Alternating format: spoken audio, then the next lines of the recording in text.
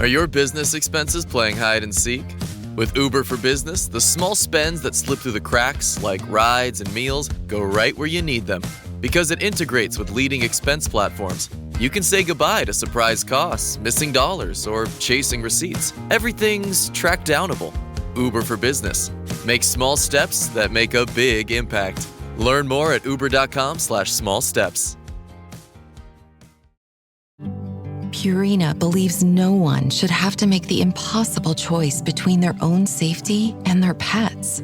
But nearly half of domestic abuse survivors delay leaving because they can't bring their pets with them. Through the Purple Leash Project, Purina is helping create more pet-friendly domestic violence shelters so survivors and their pets can escape and heal together. Visit purina.com/purple to learn more.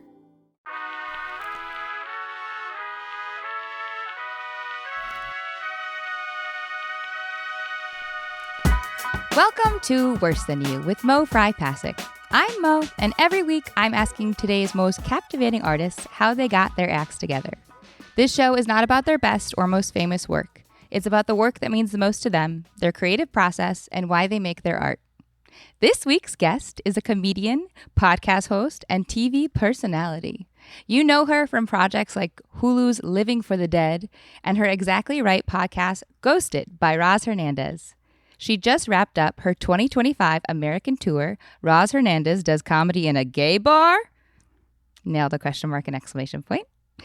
And she's the host of the new horror movie game show podcast called Tickled to Death. Please welcome to the pod, Roz Hernandez. Ready, set, show!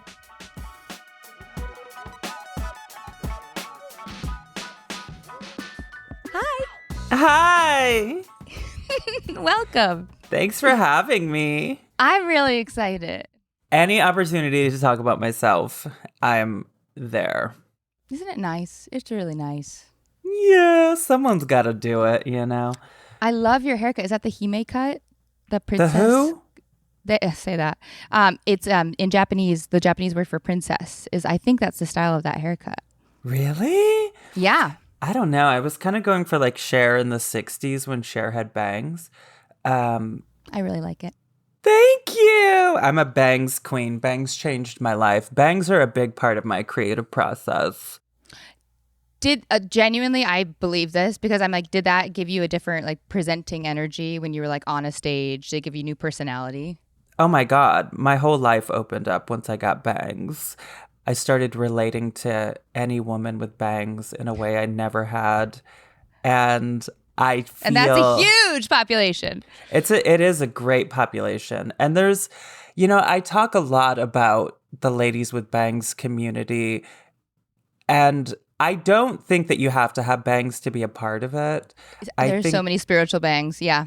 Yeah. A lot of people that listen to my podcast tend to be the ladies with bangs community. And my podcast is about ghosts but it's like, you know, queer and funny and whatever. And so, I don't know. I think that when I think of ladies with bangs, I think of sort of these like open-minded, artistic beings that, love a little bit of mystery. Because what the hell is underneath my forehead? Who knows? It's and a what secret. Yeah. Well, you know what? To me, because I'm very sensory and I love bangs, but I kind of constantly will then either be like it's something touching my skin, so then I'm batting at them. Yeah. So someone with bangs, I find to be also someone who's like. I genuinely think in an earnest way, like you have to know yourself enough. Like you have to make that choice, that stylistic choice to care for, to also experience something like that you can't mess around with. Like it is like, I don't know, there is like a specificity and measurement to the personality of someone who can maintain bangs. Hell yeah. It's a type for sure. I also just think in the, you know, the queer community, there's constant visual signals to like, I'm you, I'm this, you know, and like, I do think it's fun to think of like your community building with the bat signal of bangs. Literally, I did a show last night at Largo, and every single lady on the show had bangs.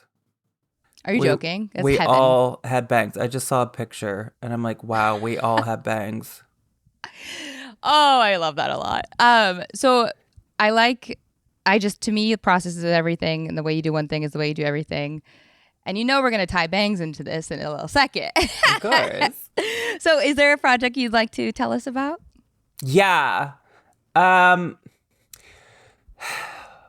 particularly the past few years, I've been really in this mindset of like, I'm so sick of waiting on anyone, truly anyone. I mean, Yeah. I don't think that I'm cut out for like even being in a relationship. Like I'm like such a believer in like, you can only depend on yourself, and what can you control? Because you can't control other people, but if you want something, you can control yourself. So make it happen. And that has been where a lot of my focus has been creatively and professionally. And so like I was hosting this TV show on Hulu with Kristen Stewart, and it was like so cool and fun. And it was a queer ghost hunting show, and Heaven. I got to kind of be like the comedic relief, which that only came about because, I mean, I'm a stand-up, but I have this podcast, Ghosted, about ghosts, and so I've kind of gotten into this ghost world.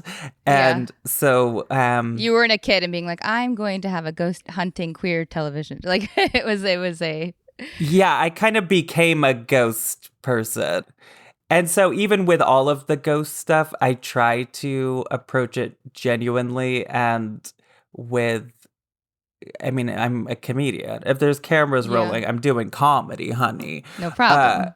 And I want to turn a look, and I want it to be just, I come from the drag queen, trans, gay guy world. And so I'm like, I need that influence in this ghost hunting world. That's a world that takes itself very seriously. And shockingly so. Yeah, they really do. And so it was amazing to get to do that on this Hulu Disney Plus show. But then that got canceled and taken off of the streaming platforms after less than a year.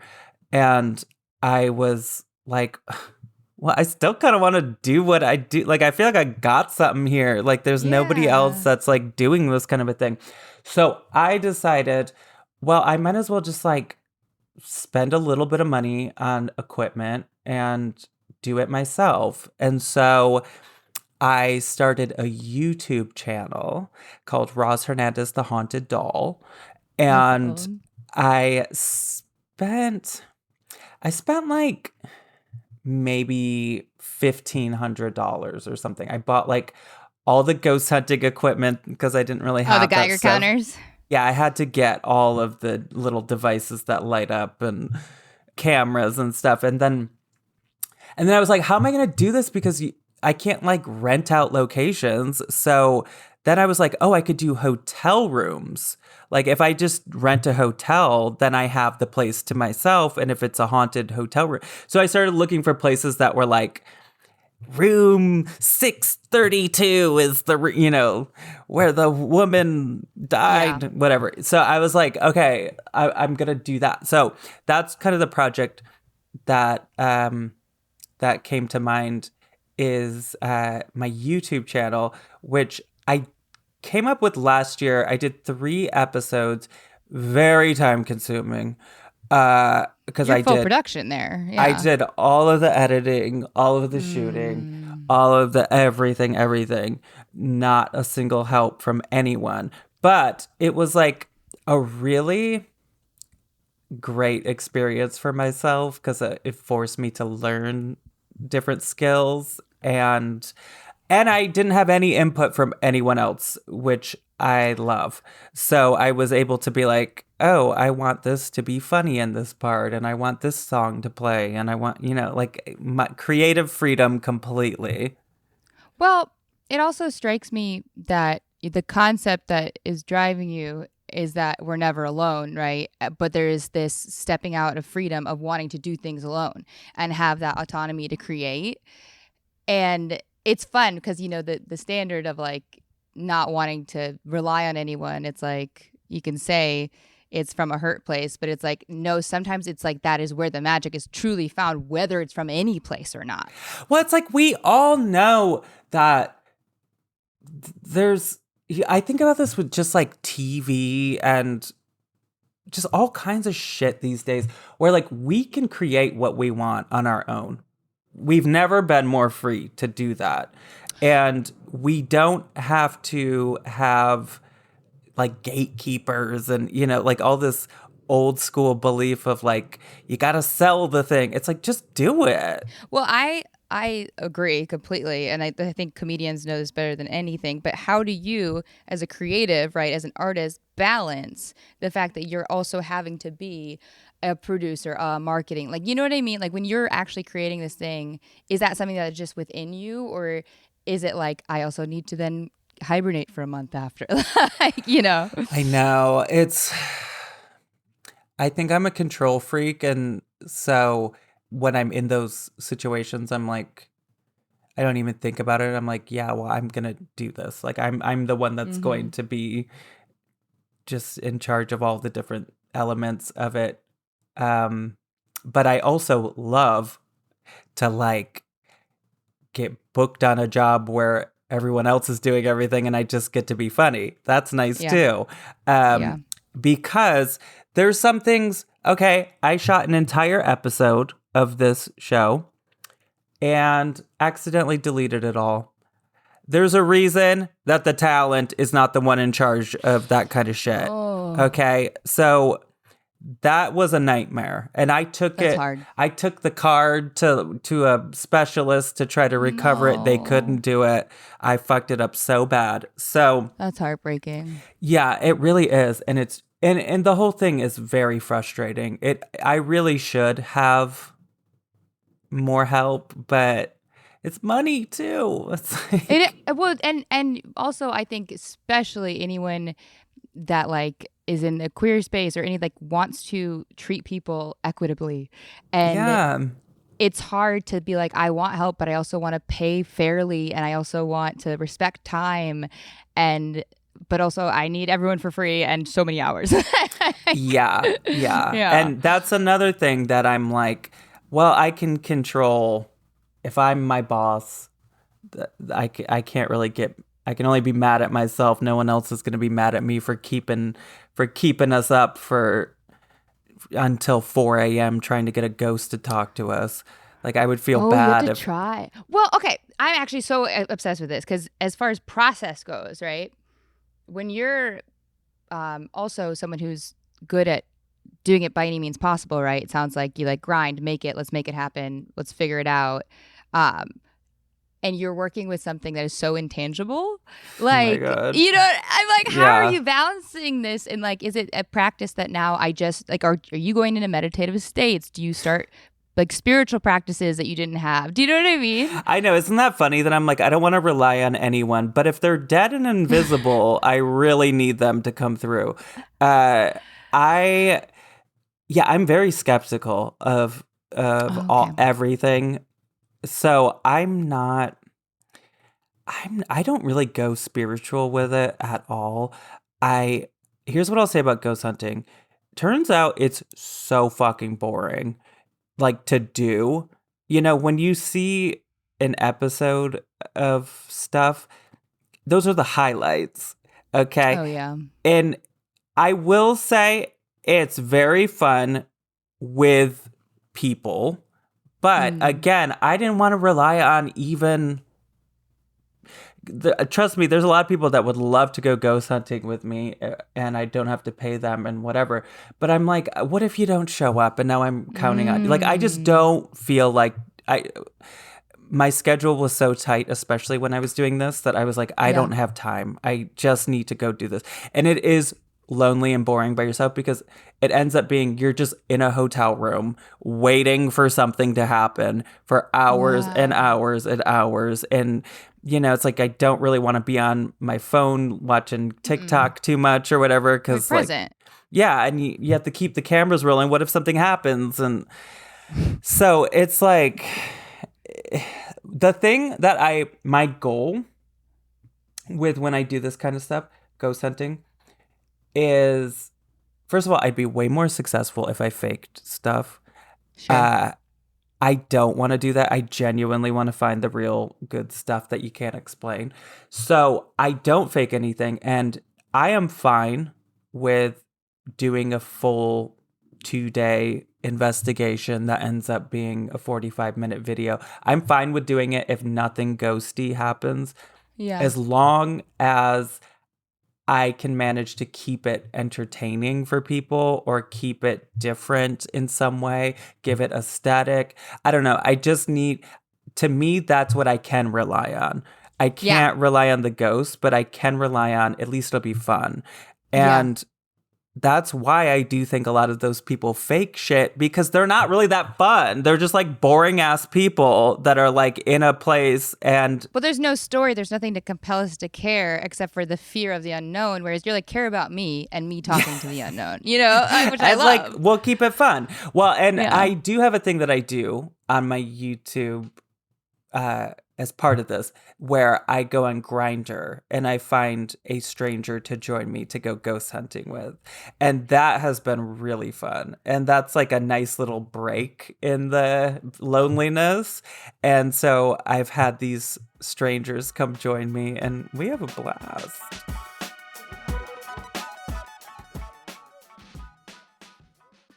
The family that vacations together stays together. At least, that was the plan. Except now, the dastardly desk clerk is saying he can't confirm your connecting rooms. Wait, what? That's right, ma'am. You have rooms 201 and 709. No, we cannot be 5 floors away from our kids. The doors have double locks. They'll be fine. When you want connecting rooms confirmed before you arrive, it matters where you stay. Welcome to Hilton. I see your connecting rooms are already confirmed.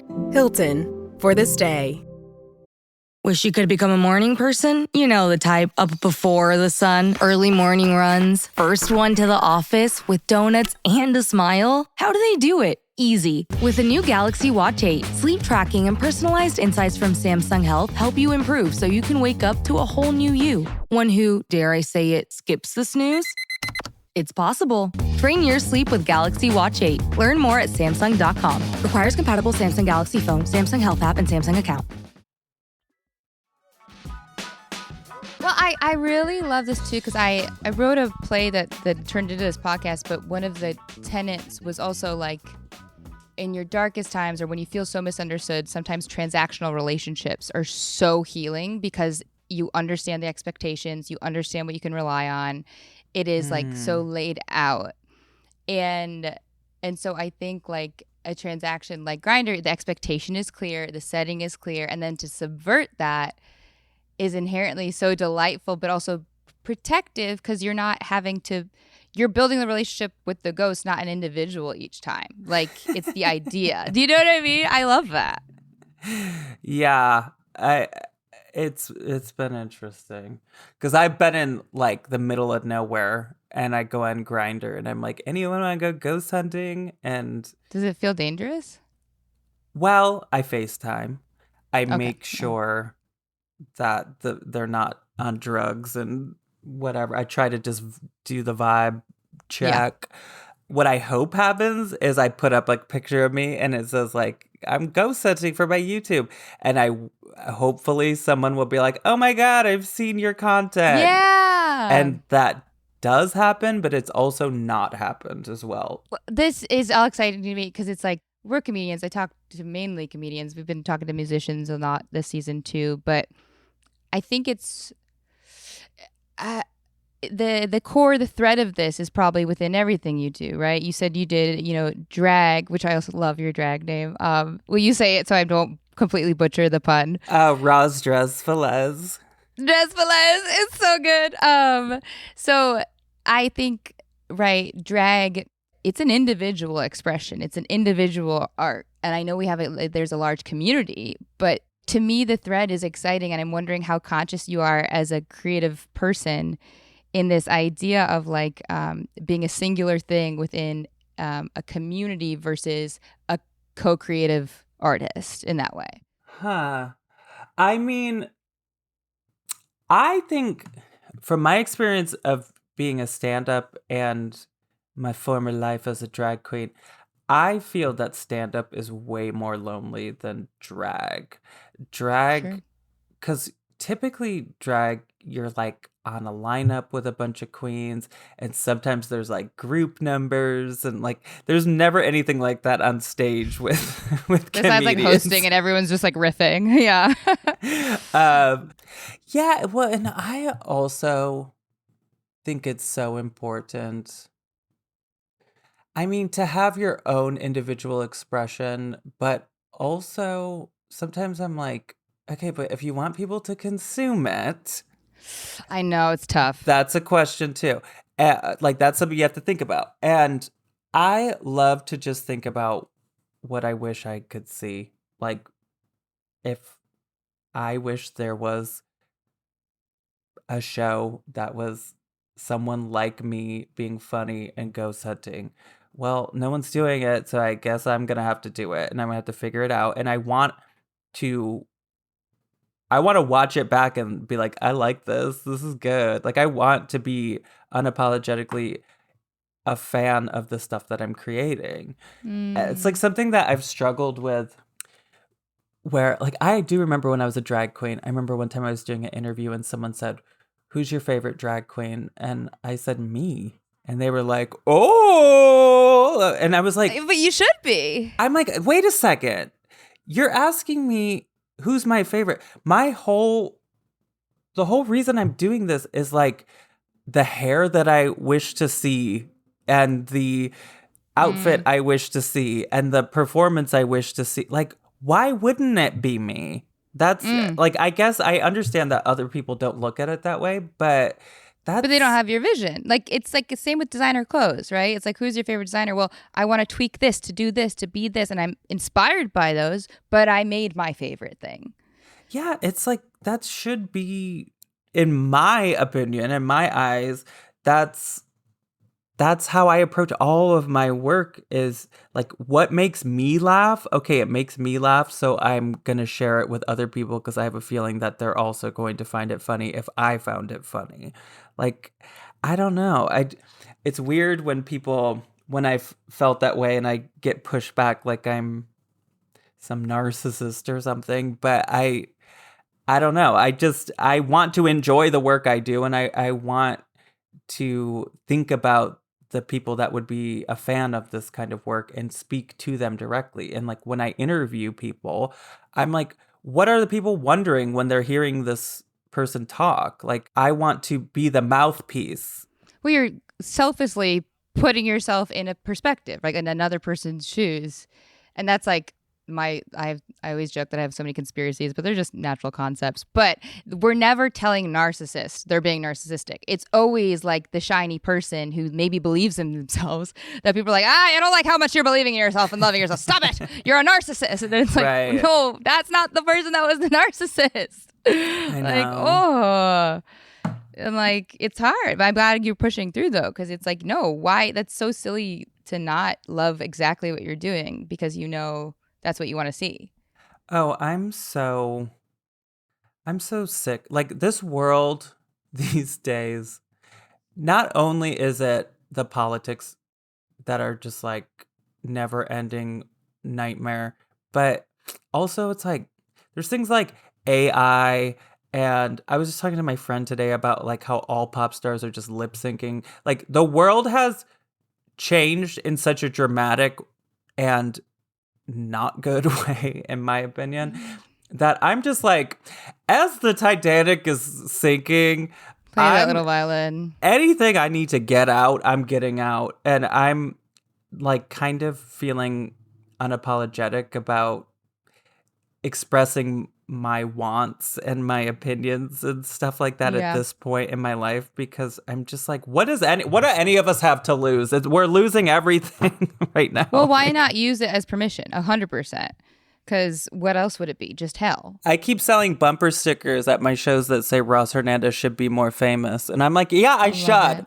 Okay? I love it. I came up with the concept of this because I put in the time.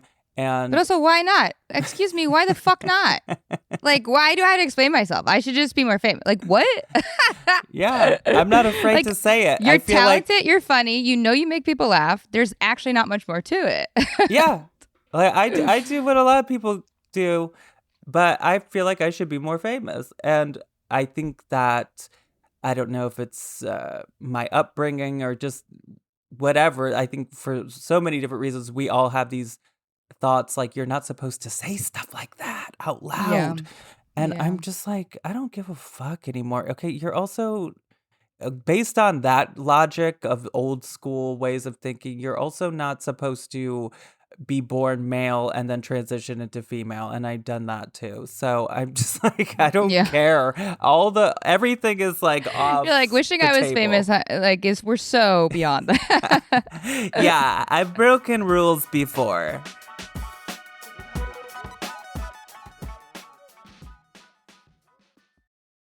This episode is brought to you by Nespresso and Samara Origins by the Weekend Coffee Collection. Introducing Samara Origins. My collaboration with Nespresso is a connection to my roots, to my mother, Samara. Coffee that hits the right notes. It transports you. Crafted with unique notes and bold, soaring flavors. Experience a taste that moves you. Nespresso and Samara Origins. Discover more at Nespresso.com. I'm always looking for ways to show my cat how much I love her. And with Fancy Feast Gems, I can pamper her whenever I want with a savory gravy on top of a gourmet mousse pâté. The pyramid shape makes serving simple, so all I have to do is peel and plate to make mealtime feel extra fancy. And with 2 entrees in every pack, it's easy to turn every day into the extraordinary. Fancy Feast Gems. Well, isn't it so funny, though, because people can only see it in extremes. Like, so you say that, and people are like, oh, and you're like, the concept is the same here. You're saying I shouldn't do something because what? Some weird thing that you believed? What? You know, it's like there's no real answer. It's just denial of someone's true identity. Well, and I'm also like such a fan of weeding people out. Speak on this. I love this. Every once in a while, I'll post something that's like, I know is like a little bit, like it'll make some people, it'll get rid of some people. Like for a while, okay, back to the ghost stuff. I started attracting paranormal nerds. And these people were not fun for me. Okay. They had a lot of opinions. A lot to say. A lot. Yeah. And so I started just kind of like talking about how I don't like paranormal nerds, and I'm not because I think they were under the impression that I thought I was some expert or something. I don't know. So like, but you're not doing it right. Yeah. I just start posting things that I know will make them be like, oh, she's not who we thought she was. And like, you know, it's like weed the people out. And like, when I say things like, I should be more famous. Well, if there's people that are like, could you believe she said that? Unfollow. Like this is your cue that I am not for you. And then maybe the people that could see the humor in a statement like that stick around. There also might be people that like me that are like, yeah, I agree. Like whatever. Those are the people I want to stay. And I'm a big believer, not everything is for you. 100%. But it also feels very tortoise in the hare, where it's like you're building longevity and fame, but the fame that people get quick and fast is sacrificing their authenticity, is sacrificing their beliefs, what they think they are, or how they want people to perceive them. Yeah. As if they're good at paranormal or whatever it is. Yeah. I really love paying your dues and that kind of thing. I always tell folks, I like started as an athlete, and I love paying your dues. I love, like just training, getting in there, eating shit a bunch, and like learning, but like by no means quieting oneself in the process. Yeah. Well, and I think to get to a point of confidence where, I don't know, like I have put in so many hours of doing stand up and doing just all the things that I do and developing as a person and developing my voice and what I really do want, which is ever changing, but still just being able to stand firmly in, in myself and be like, this is who I am, this is what I do. That took me a long time to get there, a lot of trial and error. And now that I'm there, I'm like, let's do it. I want everything. I deserve it all. Yeah, well, with that ever-changing nature and talking about like pruning out people or even voices that you're embodying, like I like people hearing artists or people they respect talk about it, because sometimes the advice creatively is always like, like do this, like get that, write this thing every day. But when we're talking about something that's abstract, like allowing your voice to change, like is that something you actively now that you've grown are doing, or you're just figuring it out as you go when it comes to the just blending with the identities that come, like paranormal host or stand up and Yeah. Well, I think it's like you try something and you find out if you like it or you don't. And there's certain things, certain dreams I might have had even like a month ago. The country has shifted so dramatically the past month in a scary, scary way that I'm like, things I was hoping to do a month ago, I don't even want to do that. And that is another thing with like, I should be more famous.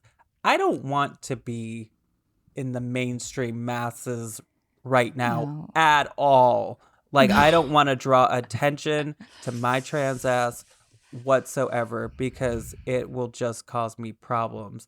So, well, that's not the fame you deserve, right? The fame you deserve is like adoration, lush, free shit. well, I just feel like there's a lot gigs. of people that should know about the work that I do because I do it for them, but they just have never heard about it. Is mainly But that's the way. what people forget about fame. It's access, it's platform, it's your voice being understood by someone in the Midwest who's a young trans kid who would never see someone with bangs being a ghost hunter. You know what I mean? Like, well, yeah, that's it the is thing. Every that- once in a while, I'll have like a trans person or whoever that'll be like, I never even heard of you or whatever.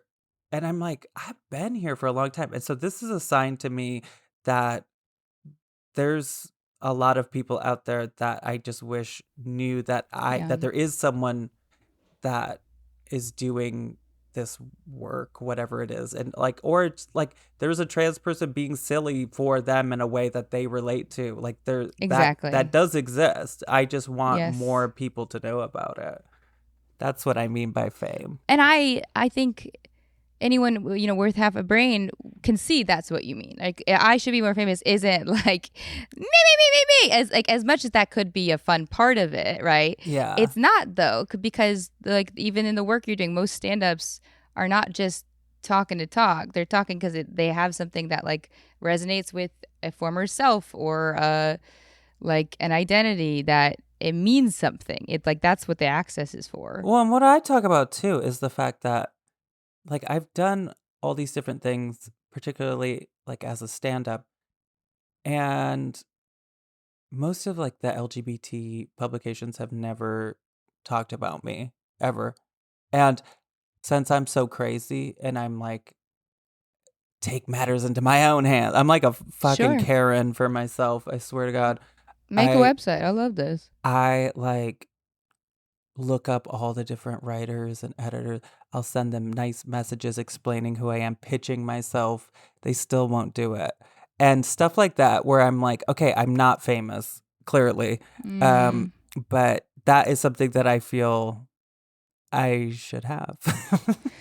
It's so difficult also, I think, when it's like reporting, because there's still like social hierarchies, but it's a queer publications that you're like, well, isn't the whole point that we're giving access to voices? Like, That's what I thought. Yeah, I don't know. But you're going after it no matter what. Like, no matter what their the external circumstances or those folks are telling you. You're like, well, I know that's not true because I know there are still people who want to hear me, even if you said no, random editor at I will not name. Yeah. Speaking of taking matters into my own hands, so I just last week I ended a 46 city tour 46 where, is crazy. well, it's not only just that. I I was looking at my calendar at the beginning of this year and I was like, "Oh my God, I don't I don't have anything to do. Like Oh, no. I don't know what I'm going to do." And so I came up with this idea. I don't really feel the country's so scary. I don't really feel like touring to comedy clubs right now because a lot of them, like, I can't sell all the tickets. So it ends up being regular old, let's go see the comedy show. And Yeah, like not that can be intentional. scary for me, like if you're trans. So I'm just like, what if I did it at gay bars, like places where they do drag shows because they have a stage and chairs and a microphone and lights. And expectation of show. Yeah. So it's like, it makes so much sense. And so I just posted about it and like, oh, tell me the cities and the gay bars, like tag the places. Well, I started getting this long ass list and I started reaching out to them. They were interested.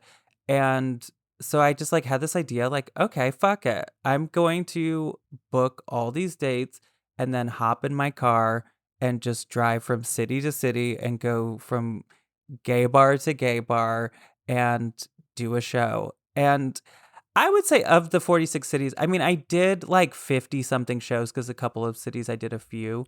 Oh my goodness. There was a couple of cities where like it was kind of a flop, but for the most part, like it was a really successful night. You know, it was like a really fun. And I started going to all these markets that I never would have done a comedy club in.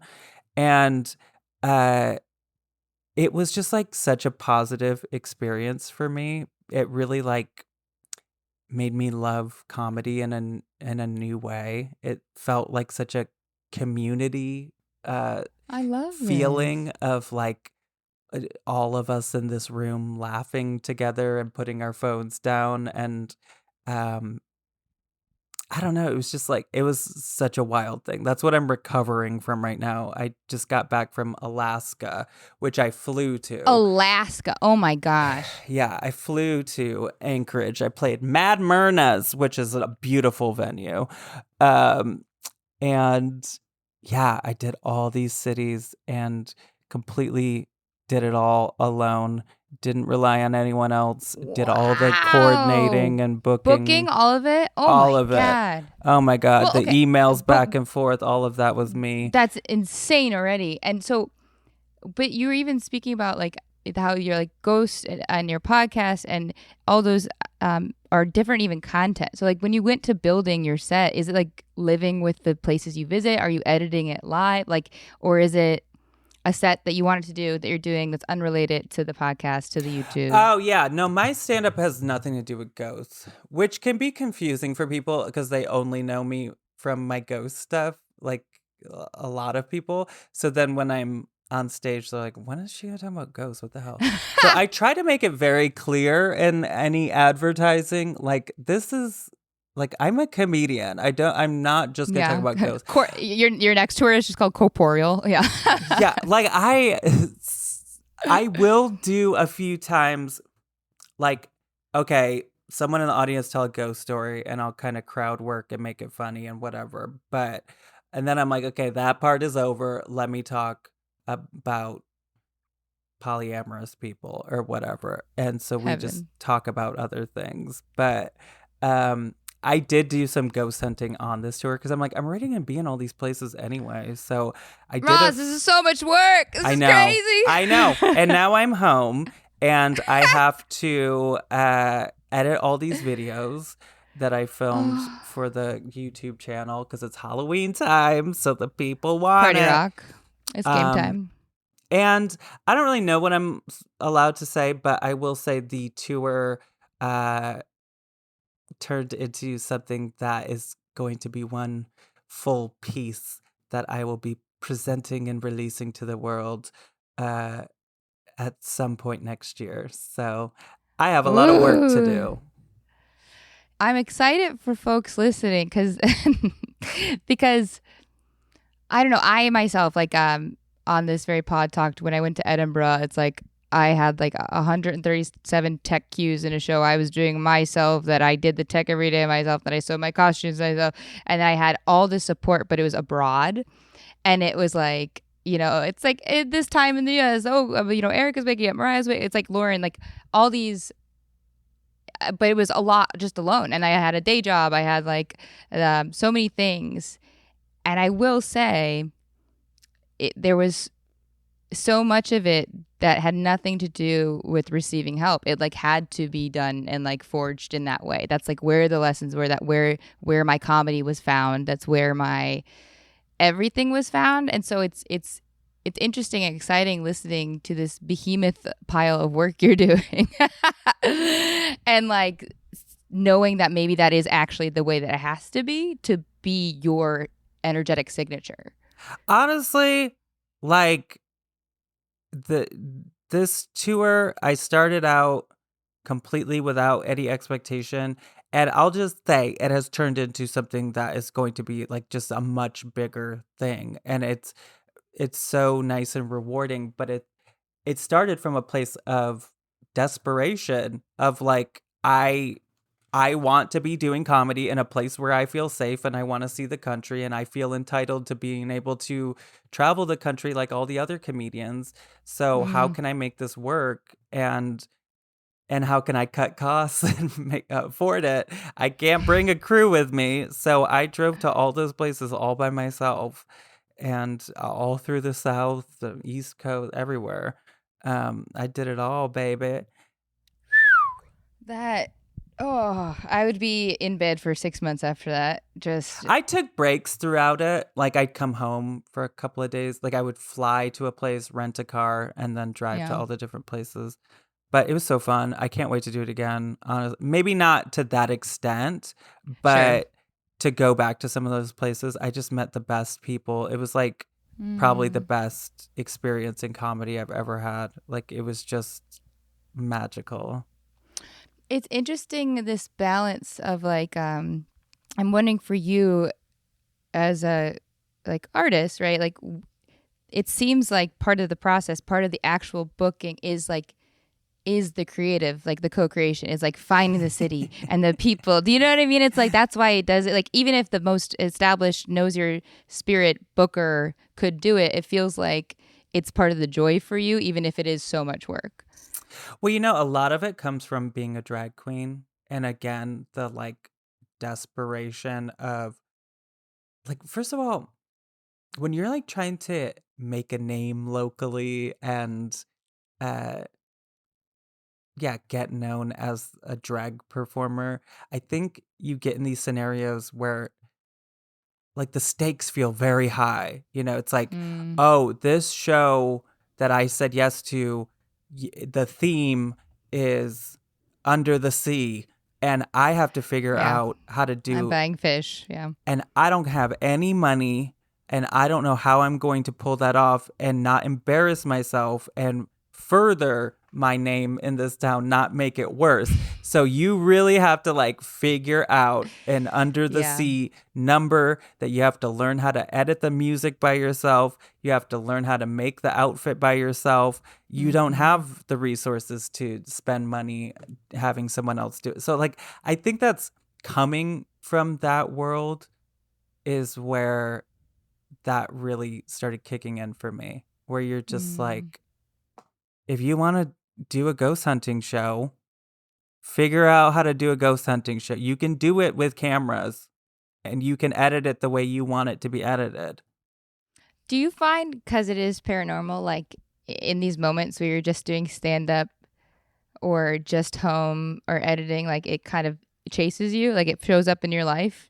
What do you mean it shows up in my life? I don't know. It's from at least public perception, right? Like paranormal feels like an inescapable identity. It feels like, right, it's this thing that sure you're chasing and looking for, but then you are a beacon, a vessel that things you're trying to get in touch with. So it doesn't feel like something you can drop and turn off and then just go and film. Like, it feels almost like it's so interesting that it's compartmentalized, because at least, you know, it feels like in ghost stories, it's like, it's the life. You can't get rid of the spirits.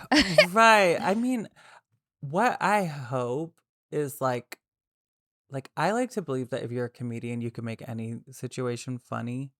Like I agree. I feel like that's the goal, or Yeah. what you should be able to do. And I just chose ghosts because there was just That's nobody so else funny. doing it. That And itself is so funny. I found it interesting. I just chose ghosts. Yeah, I was just like, I guess it's something that I don't get super bored of talking about. So I was just like, I'll do a podcast about ghosts. Why not? And I'll make it funny. And my life experiences will inform my opinions and thoughts about it.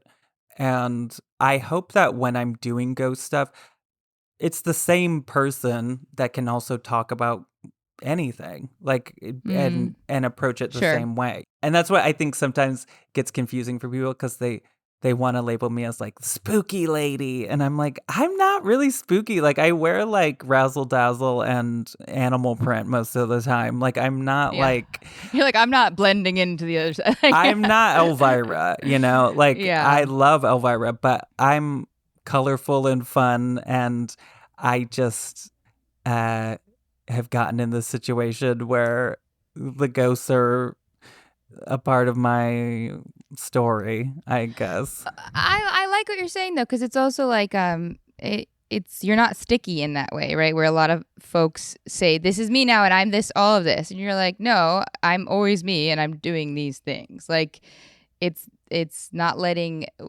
your actions inform your being, where I think people do have that perception. That's what I mean, where it's like, it's interesting to have to push that off, because especially with the paranormal, people have the perception of like, that's your life, because ghosts, like.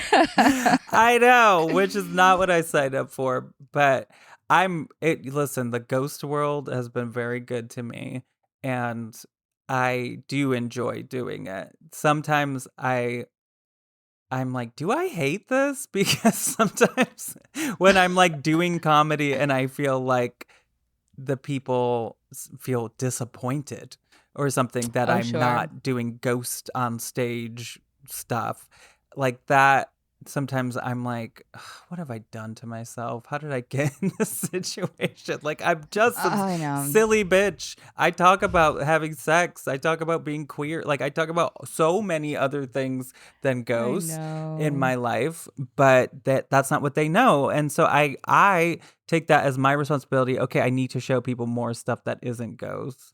And that's another reason why I did the comedy tour. And I'm going to do a comedy special. And I just need to sort of, I take some responsibility for the fact that I haven't established myself as more than just a ghost person for a lot of people. Well, I also think, because I always like shirk the labels of needing to, and people's it's like, let's be a little creative, people. Like, but I always think of Bob Saget as a really good example of this, because the public perception was, that's Danny Tanner or whatever his name. I think it's Danny, but like, that's the nice dad from Full House. And then it was like, we get a little older, it was like, oh, he curses? He was what? Yeah. And so I think what he eventually did was subvert the presentation and subvert your expectation that he was clean and fun, and used and danced with the identity. And it sounds like you're doing that too, where it's like, it's annoying in those moments, right? Where someone can't like be delighted that you are vast and contained multitudes, and they're like, oh, I just wanted you to talk about ghosts. But it is exciting more generally to subvert an expectation in that way. Yeah, definitely. And it has gotten better for me in that sense, because like my podcast, I do think I've weeded out a lot of these ghost nerds that were putting me in that category. I can't imagine. Because I started just having on way more silly bitches, and we would just laugh about this stuff. And And then people are like, oh yeah, okay, wait, she's funny. I forgot. I forgot. Yeah, we really gotta. It is that dance of like just doing what you want to do, and then remember also like people have to perceive you in a certain way to get a certain audience to know. I know. No problem. Yeah, but I believe that there's, again, like I believe there's a lot of people that would enjoy my content that don't know about it. But again, I'm such a believer in not everything is for you. I am not for Yes. everyone, and that is okay. And just And because that's you're good, in fact. queer doesn't mean you're gonna like me. Just because you like Just because you're a comedy, ghost. just because you're a ghost. You know what drives me crazy is like if a stand-up thing starts getting traction and then you start getting these like straight guy bros that are like, this is horrible. It's like, this is so incredibly not for you. You don't not for you. understand, like, not everything is for you. And I really don't think that people like that understand that at all.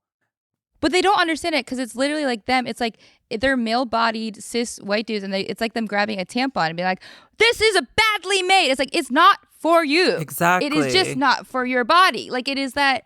Like what? And these people sometimes act like they are a king and queen on a throne, and they're just like I used to do commercials, and sometimes I would catch wind of people being really upset that they had to see this trans person or drag queen or whatever. Oh, and it's like, God.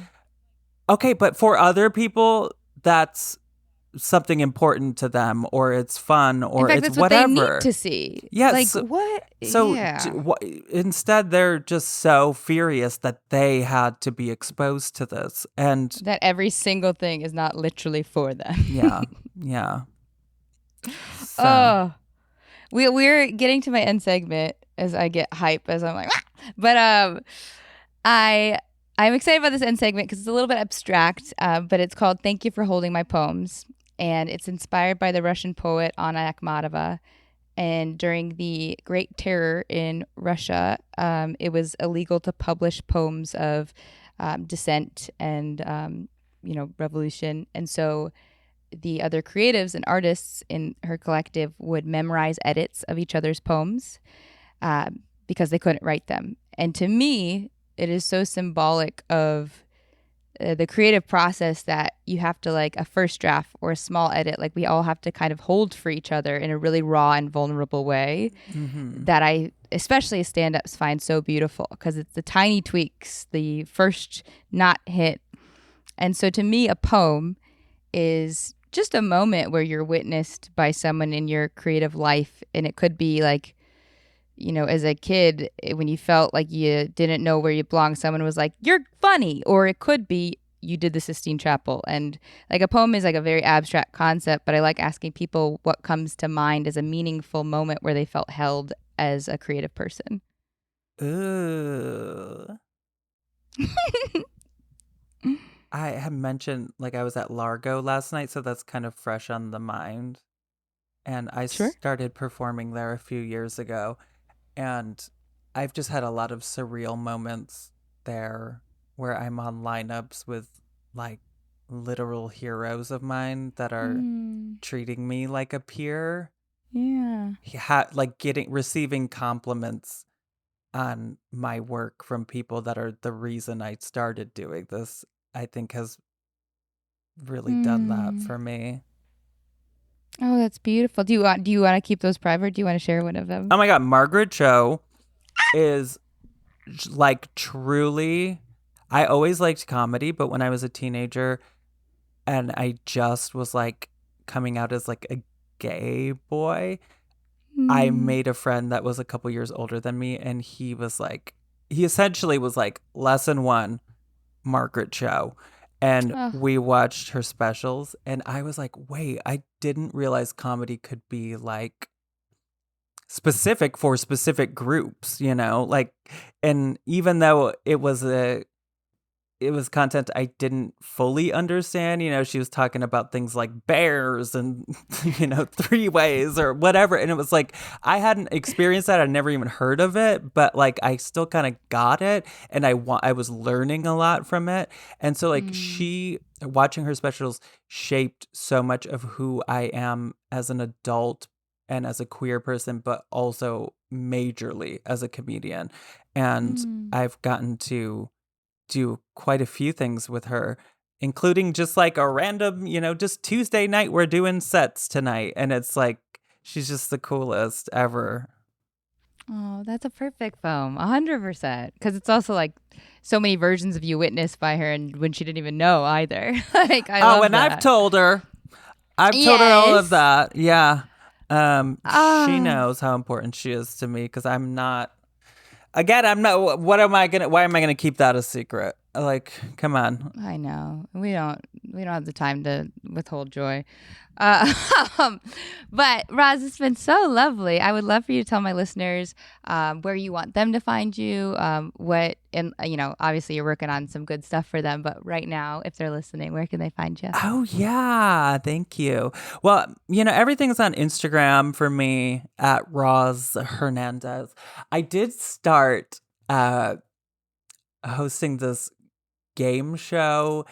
It's a comedy game show podcast about horror movies I'm doing with Paramount, and it's so fun. It's called Tickled to Death, and you don't even need to be like a horror movie nerd. It's just like fun. We just do silly things, and I've really enjoyed doing that. So that just came out, and that's going to be every week. And then Ghosted, my podcast about ghosts and aliens and psychics and whatever. That is Ghosted by Roz Hernandez, every week at podcast. The YouTube is Roz Hernandez, The Haunted Doll. And just look out for all the other stuff on my Instagram. I love this. Heaven. Well, I end every episode by giving my listeners and you a compliment, the same compliment, but it feels different with every person. And I say, knowing that I don't think of adjectives as gendered, but I say, oh my God, you're so pretty. You really are. Thank you. Oh, this is really nice. Worse Than You with Mo Fry Pasick is hosted by me, Mo Fry Pasick. You can learn more about this week's guest and the Worse Than You team by checking out the show and episode copy. Worse Than You with Mo Fry Pasick is executive produced by Erica Ghetto, Mariah Gossett, and Lauren Mandel for Good Get and Disco Nap Productions. Oh my God, you're so pretty.